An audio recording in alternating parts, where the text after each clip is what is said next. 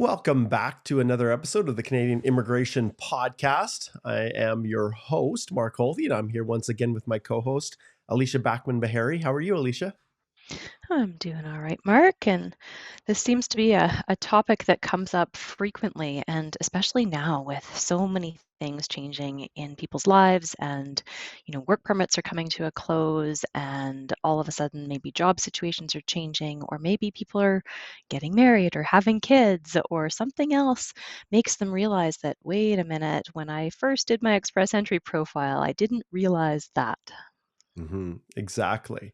And we get this a lot when people come to retain us to assist with, doing a final review of their express entry application or assisting them after they've gotten an ITA.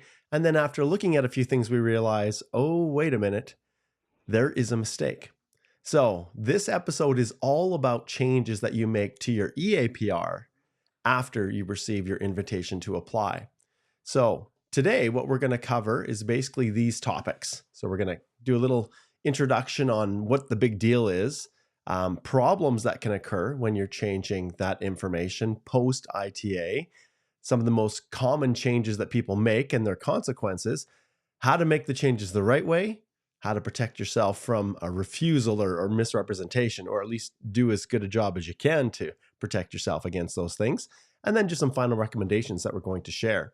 So if we connect off here at the very beginning, Alicia, why don't we start with this whole introduction? What is this all about? So in terms of this A11.2 assessment, I guess is a good place for us to start. And if I share my screen, for those of you who are at home or watching the actual video, this is the most important page when you're looking for information on the consequences of changes from your profile information to your eAPR post-ITA. And this is a super useful link. And now that IRCC has redesigned their webpage, there are a few different ways to try to find that link. There's a little bit of a different incarnation of that link, and they have updated it after they did the category-specific draws. So when we're looking at A11.2, we're talking about the act, we're talking about completeness, and we're talking about what constitutes a complete application in the context of an express entry application. And this is super critical because if somebody does not have a complete application, and there are different time periods that this is important to look at. So at the time that somebody is getting an ITA and at the time that they're submitting their eAPR, and sometimes all the way up until a decision. So Mark's pulling up, this is the actual section of the Act. And so you can't actually, an officer cannot actually finalize a permanent residence application if it didn't meet the criteria in the first place for eligibility and the points of the class that the person was applying for in the first place. And so we know that in an express entry, there are a number of moving parts. So for example, under federal skilled worker, not only do you have to be able to show you still meet those CRS scores, but you also still need to show that you meet those eligibility criteria, that 67 point pass mark. So sometimes people think, oh, hey, I got an invitation to apply. I'm golden. Everything's locked. I'm fine. I don't need to worry about it. And I can just continue and change things after I get my ITA, submit my eAPR, and it'll be fine. And that is definitely not the case, because it's important that all those eligibility criteria and the minimum CRS cutoff for the invitation under which you were drawn, that you are still meeting those points, especially if you realize that something has changed. And everywhere it says you have a positive obligation to notify IRCC if there is a material change in circumstances, or also if you notice there's an error. Right.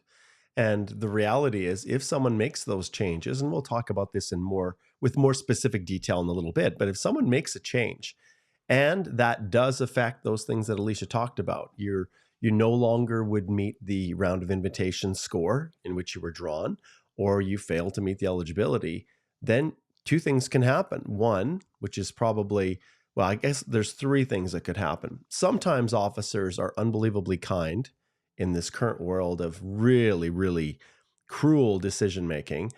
Some miraculous occasions occur where individuals are given a procedural fairness letter. They're given an opportunity to respond to something the officer has a concern with. Sometimes it's just a request for information. Other times it's more of a formal procedural fairness letter because they're finding that there might be some misrepresentation in your application and the consequences are much more severe. But more often than not, they refuse the application as being either incomplete or they refuse it on its merits, saying that you no longer meet the requirements of the act and therefore you're no longer eligible to have your application continue processing. And so those are the things that we often want to try to avoid as much as possible. And there are, Alicia, a lot of things that we see happening over and over and over with respect to changes people make. And I think the one that I want to start with more than any other, as we're going through our little list of to-dos here, one of the most common areas that I see problems is with respect to proving work experience. Mhm. And the And Mark, list I alone, wa- yeah, go ahead. I want to just re-emphasize what you just said a few minutes ago, because people hopefully will understand, if nothing else, that when we're talking about completeness checks, just like Mark said, there are a sliding scale of bad things that can happen if you don't comply. So one of them is, all right, maybe they give you a second chance. Maybe they send you a little request for additional information, an ADR. The next thing is maybe they say, we're just going to completely send that application back and it's incomplete. And if they do that, the problem is they never assessed the application or refused it on its merits. And so it's really difficult to judicially review. And we know that in express entry, there is no second chance, there's no appeal body. And so the only thing you could do is potentially a judicial review. It's really hard to judicially review a refusal to take your application because they say it's not complete. The next thing that could happen is just like Mark said, so maybe they say it's a complete application, but they refuse it on its merits. They say, you didn't prove the work history, and that's what we're going to talk about next. But then the worst thing, and this is like the sliding scale of negative consequences, is they can say, maybe we're going to ask for additional information under a procedural fairness letter. And when you've really dug yourself kind of um, in and you've given us all the evidence we need, we can say that you have actually misrepresented on your application. And that is the worst, because then you're going to have a 5-year bar for misrepresentation and you are inadmissible and your family members are inadmissible. So this is why what we're talking about today really, really matters. Yeah. And I think lots of times, people deal with these issues in a number of different ways. But when you're looking at work experience, if we start with work experience, one of the first and obvious issues that we run into is people select the wrong knock code. So when Mhm. they're submitting their profile, they choose a knock that they think is right, or there's so many different variations of how people get this wrong. Sometimes they're on an employer specific work permit, and whoever helped them to get the work permit in the beginning chose the wrong knock code, which happens a lot, I find, with large institutional employers who maybe the representatives, the lawyers, or the consultants who's working for the company don't spend a lot of time really digging deep into the job duties because, well, it's not really that big of a deal. And then a knock code is selected. And then when we start to look at it a little bit more closely, then we realize, well, yeah, but this one over here is actually a better fit. Well, then what do? You have to change the knock code on the work permit, or, you run the risk of using the one that's on the work permit right now. And then an IRCC officer says, hey, you've chosen the wrong knock. So these are, that's one of the issues that I see. So Alicia, the question is, and I get this a lot, can you change your knock code after you get your ITA and you're getting ready to submit your eAPR? So if you identify that it's wrong, can you make a change? And this is where we have the lawyerly answer of it depends. And the reason that it depends is how significant is that change? Just like you said, Mark, were you already working in Canada on a closed work permit, a work permit that specifies your job title or job duties or your location of work and your employer? And did that employer put in either an LMIA application to support that job or a closed international mobility program employer portal offer that would have determined specifically what's the knock and what are the job duties? Because if they did, you're locked in. And just like you said, and this is especially the case for intercompany transfers, if you try to change something, there's a high degree of risk that you are either working without authorization or they're going to say, wait a minute, you're misrepping on your express entry application. So can you change it? Maybe. It depends on what kind of work permit you have if you are working in Canada. If you're not working in Canada, then you probably have quite a bit more leeway in terms of what you are putting in your profile, as long as you've confirmed that accurately with your employer. And I know a lot of cases people think, oh, well, this is what I do. And then they go to get their employer reference letter, and the employer says, no, no, we have like a pay scale and we have an HR system and we have categorized you under a different knock, and that's what it is, and we're not changing it. And then maybe you do have to think about changing your knock. But there's always risk because now you are moving from what you put in your profile to a different knock, or maybe describing your job duties differently. Or what happens if you put a certain number of hours in and you claim those, because express entry profiles need you to put in those hours. And if those hours change significantly from a part-time to a full-time job, there you could be risking misrep as well. So all these things, the context really matters. Yeah. And like you said, Alicia, at the beginning, this work experience area that we're discussing now could be a podcast all on its own. We wouldn't even need to talk about anything else, because the variations and just the number of ways in which you can get this wrong and make mistakes is like there's no end to it. One of the things we know within the profile, you're not required to submit documents up front. So it's just the information that you put in. But Mhm, in many cases, people enter the wrong title for their job, or mhm, the reference letter that they get back from the employer shows that the company used a different name than the one that they listed in their profile. So these slight changes, maybe like you indicated, the person said they worked 40 hours, but the by the time they get the letter back from the employer says, well, you worked 32 hours. So each of these little changes are all things that people have to be aware of, and each of these different areas that we're identifying now, and the reason we're trying to pick some of the most common is to kind of key into your mind. Oh, wait a minute, I should probably look into this. I think I might have to make a change, and how do I address it? Well, some of the other areas that we see a lot, Alicia, are not maybe necessarily a change per se in moving from information in your profile to correcting it in the eAPR, but there might be issues with you not having claimed the work history that you want the points for. You may not have listed it in a previous application. So mhm, maybe you applied to study in Canada and you didn't include this work history, and now you want to include it for express entry. Well, that opens up, although it's not completely aligned with what we're talking about here, it's another major issue that can cause problems for people. And in the last podcast episode that we talked about, and our last one that was just released, we did talk about reference letters and all the challenges associated with those. But it kind of blends in with this. Sometimes another big question people ask is, well, I included all of my work history for the last 10 years, everything. I included my, work experience that was tier 4 and 5. People just assume, okay, well, it tells me to list it, so I do it, and they do it. But in reality, you're not getting points for any work experience that is at a tier 4 or 5 level. That's considered to be low skill. And also for your spouses, if you have an accompanying spouse and you are listing work history for them, if they have foreign work experience, well, there's no points being gained for the foreign work experience.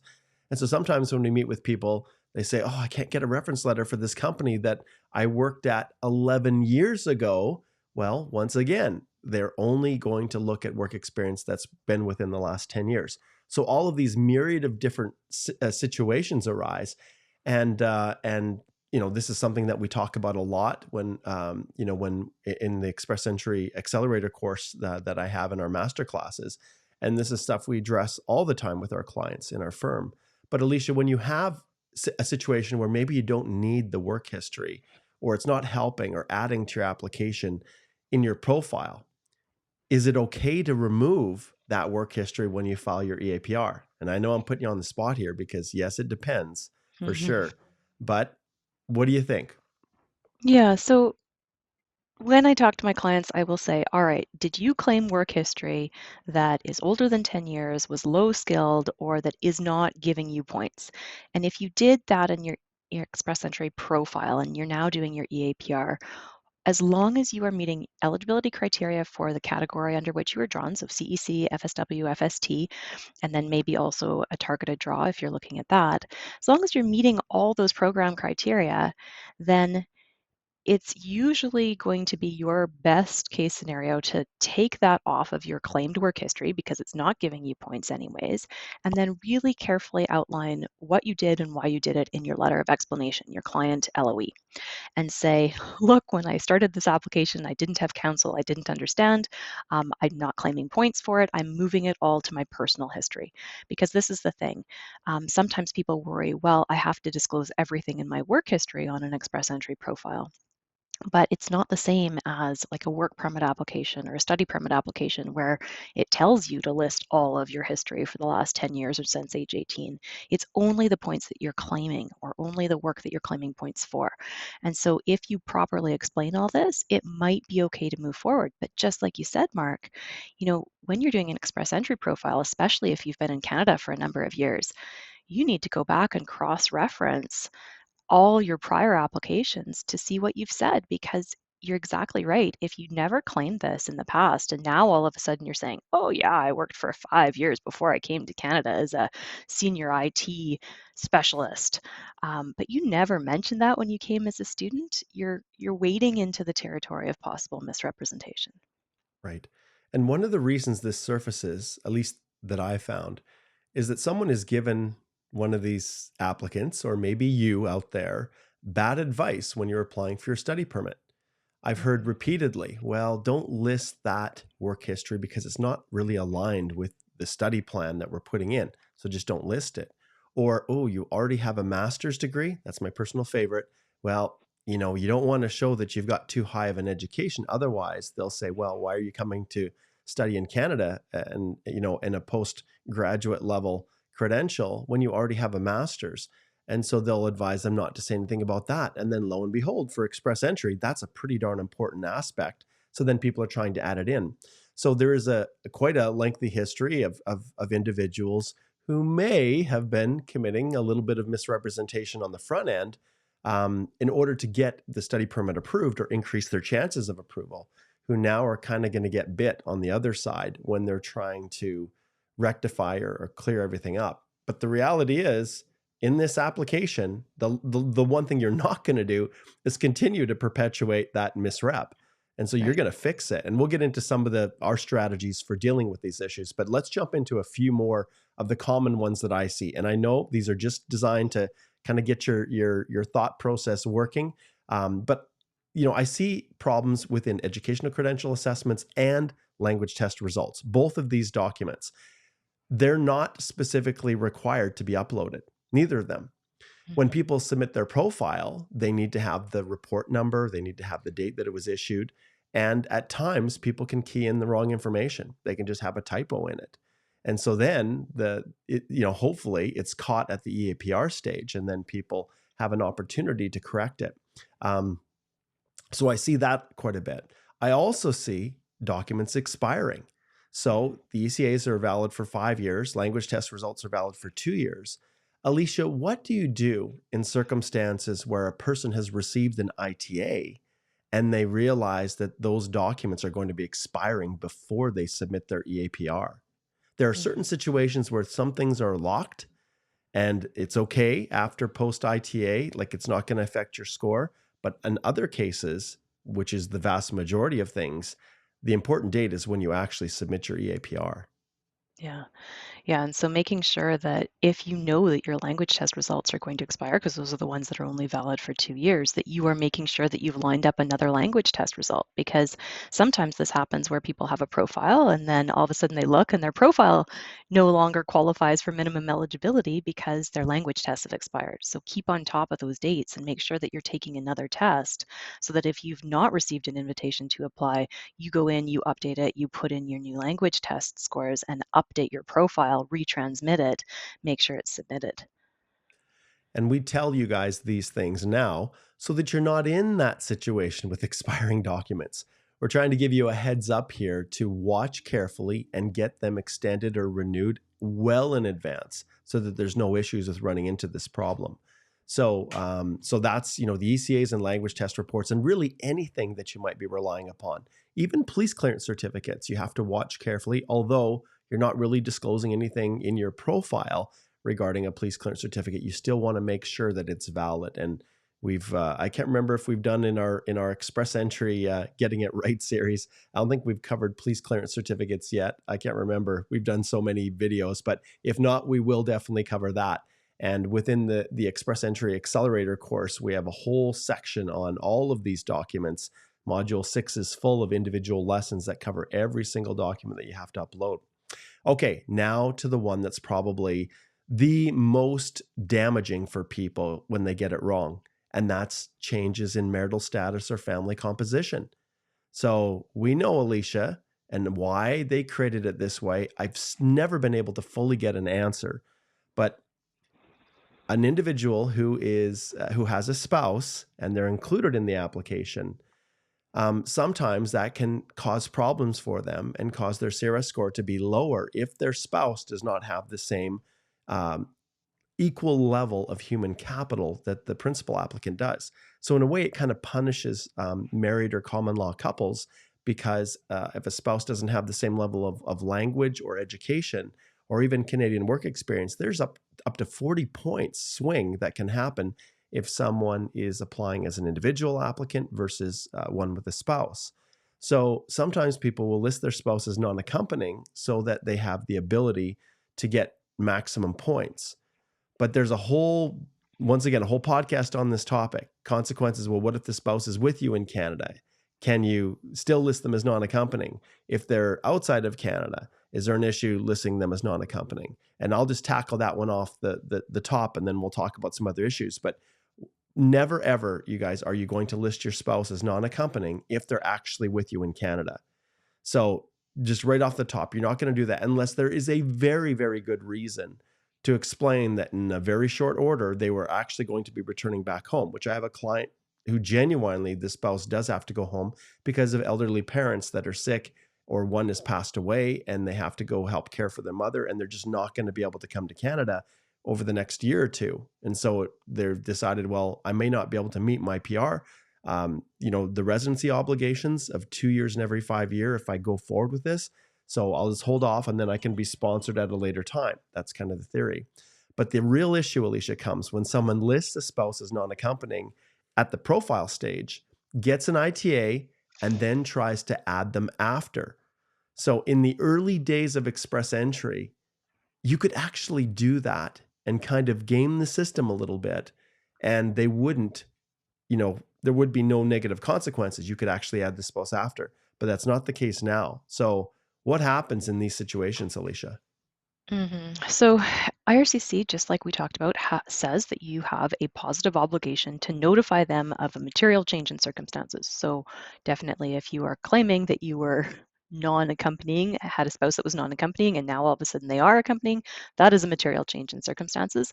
Um, Same thing with people who all of a sudden get married before they get their PR finalized. That is a material change in circumstances. If a baby is born, that's a material change in circumstances. So first of all, that person needs to notify IRCC. Really, the only way to do so now is via the new web form.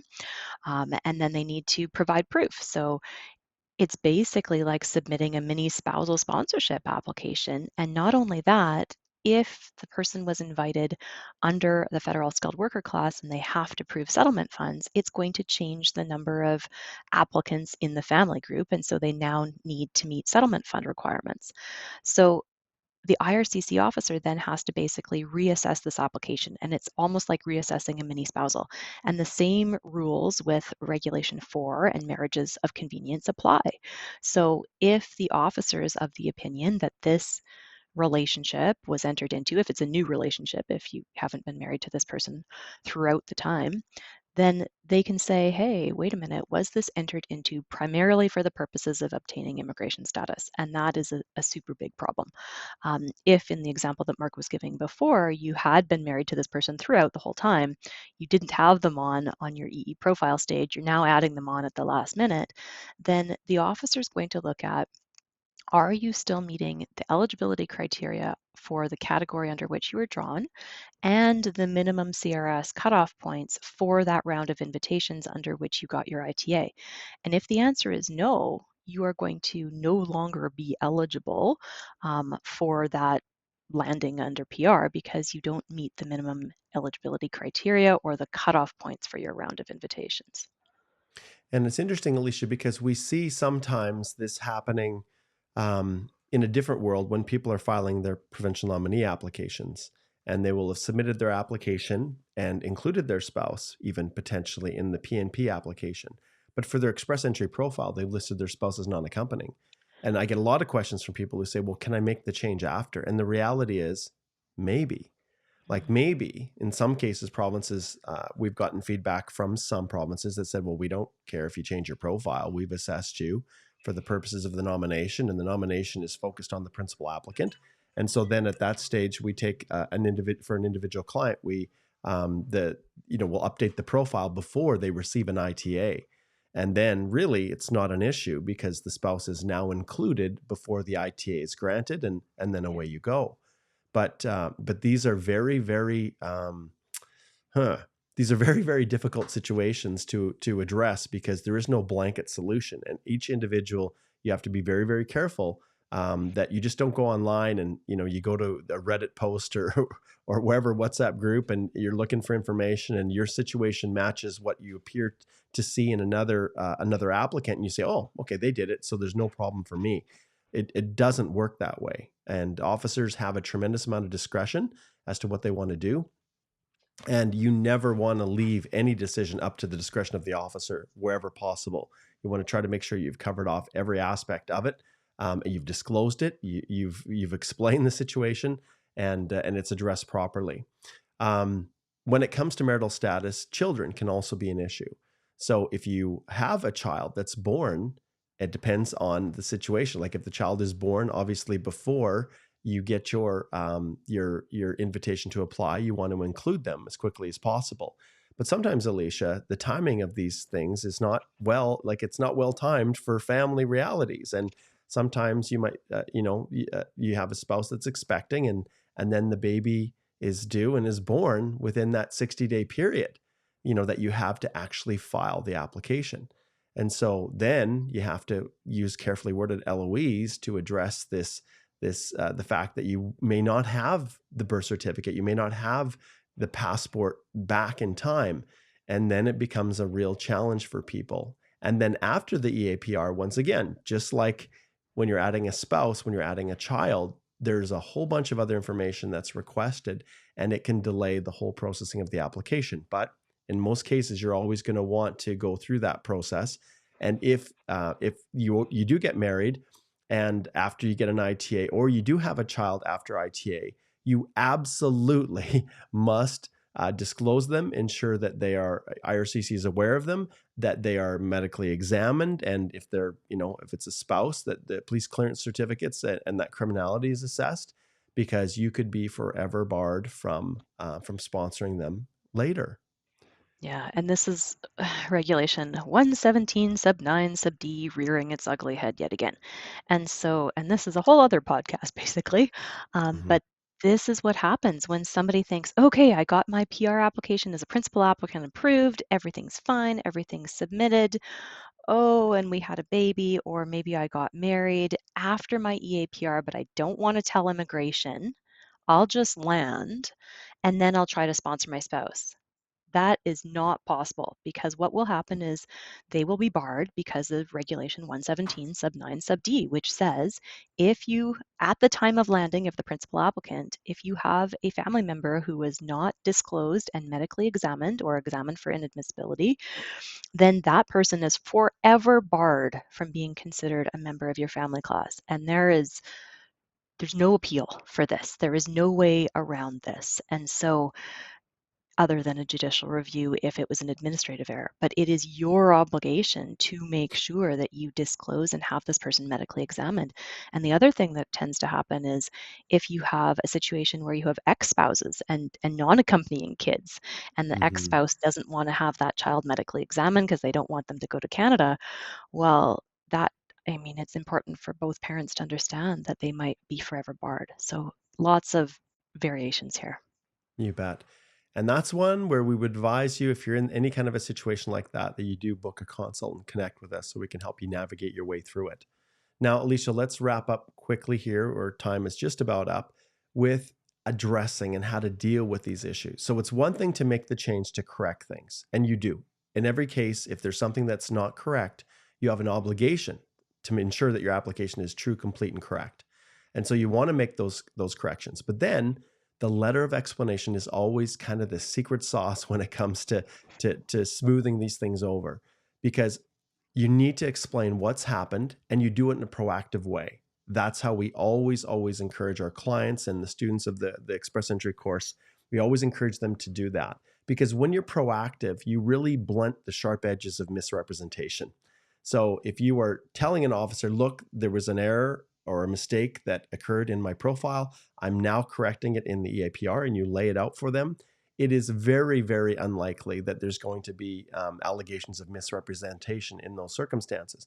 But do remember, and even if you go to the program delivery instructions, the ones that we showed you here on the website, we'll just jump back here, and we'll have a link in the show notes. But if you go to the accessing an electronic application on section A11.2, and you go to these PDIs, you will see very quickly that they also reserve the right to find misrepresentation if you've put something in a profile that was not correct. Because remember, you're attesting when you click submit of that profile that everything is correct. So sometimes people will put in information that isn't true just to buy time to get their profile in, and then try to update it after, before they get their ITA. Well, everything that you put in that profile is locked into the system, and officers can see the historical record of what was uploaded to the GCMS system within the IRCC Secure account. So you have to be very careful with the information you're putting in there.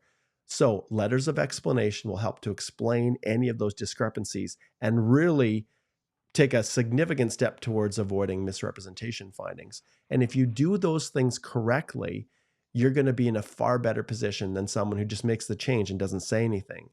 Because the last thing you want to do is leave it up to the officer to find an inconsistency and then draw a very negative inference. Whereas if you are providing the explanation to the officer in advance, you're actually having an opportunity to frame how you want the officer to understand the change that you made. So we're super big on being proactive and disclosing things up front. And when there's something ugly, boy, that's the first thing that I'm going to address in my letter of explanation. And I'm going to tackle it head on. If it's an actual bigger mistake, and won't talk about fraud or anything like that, but if it is akin to that, you're going to go out of your way to make sure that you're addressing it, you're explaining it as best you can, you're taking responsibility for it, and then ensuring that this information in the current application is 110% correct. Well, and this is where, Mark, you and I often have really difficult conversations with people, because sometimes disclosing it and doing an LOE and, and Yeah. writing everything up is still not going to save you from a potential misrepresentation finding, or if they think there was fraud involved, if you had a consultant maybe who submitted documents and you don't know what they were, you have no idea, because they didn't get your consent before they filed that application. If you are walking into a situation of misrep, then the difficult conversation is you may not be able to proceed forward with this invitation to apply. You may have to, completely withdraw this application, fix things, and start over again. And that might mean that you lose your chance at PR. But losing your chance at PR is probably better than being barred for 5 years as inadmissible, because maybe there is some way that you can fix it. But these are really tough conversations, and doing the right thing is usually hard. Yeah, it is. Yeah, I had a couple this week, difficult calls with people. All right. Well, this wraps up the podcast for this week. We hope that this was helpful. Remember, if you are in a situation where you're just not sure what to do, all you need to do is slide over to our website, holthelaw.com, click on Speak to a Lawyer, and you can connect with Alicia and I. And, there's very few situations where we can't give you advice on how to address the problem that you're going through, or at least help you to understand the realities, the risks, and then allow you to have the information you need to make good decisions. For those of you who are going through the express entry process, as always, remember the Express Entry Accelerator, which is the sponsor of this live stream and our podcast. That every Wednesday from 4 to 6, every other Wednesday from 4 to 6, we have a masterclass that's associated with that, where you can go in and you can get your questions answered. It's kind of a webinar format. You can come right on and talk and ask your question. And it's once you subscribe to the course once, you have access to the masterclasses for life and the Express Entry Accelerator, any updates that occur. And as soon as our new immigration minister announces the essential removal of the job offer points, then we will be updating a few more of these videos. So you get access to all the updates for life. So I encourage you to slide over that and take advantage of both of those. All right, we're going to wrap it up. Thanks so much, Alicia. And thank you all for joining us. Take care.